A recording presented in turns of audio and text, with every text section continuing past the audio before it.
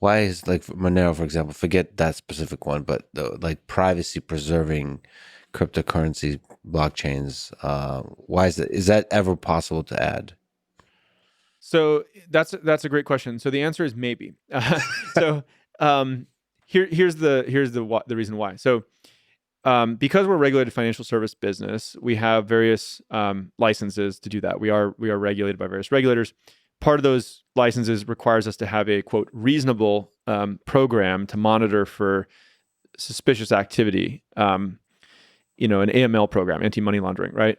And so if a coin is 100% anonymous and we can't really do blockchain analytics to track source of funds and where these things might be going, it makes it harder to have a reasonable program around that that's defensible. Now, there are privacy preserving coins like Zcash, which have something called a view key.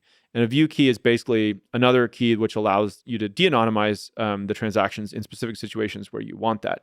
So, for instance, we do support Zcash, and one of the ways we got comfortable with that is that when you're buying it on Coinbase, you can basically have a view key. The transactions are not anonymous while you're buying it, and we can see where it goes afterwards and do our whole standard program. Now, if it gets a few hops away down the road, I mean, people could eventually turn on privacy preserving aspects.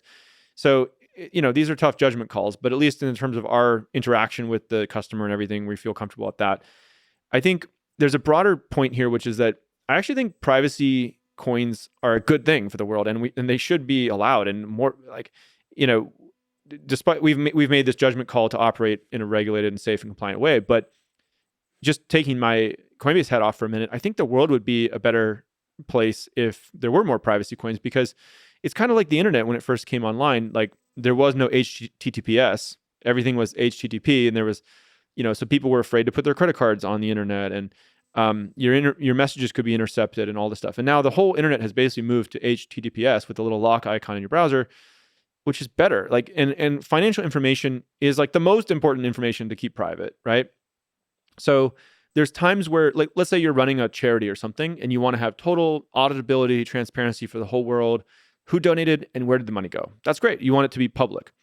But if it's like your personal money or something like that, you don't want to be broadcasting that to the whole world. And in some ways, that's what blockchains are doing, pseudonymously, because but it is a public ledger. And so if you can know who owns each address, you can basically de-anonymize it.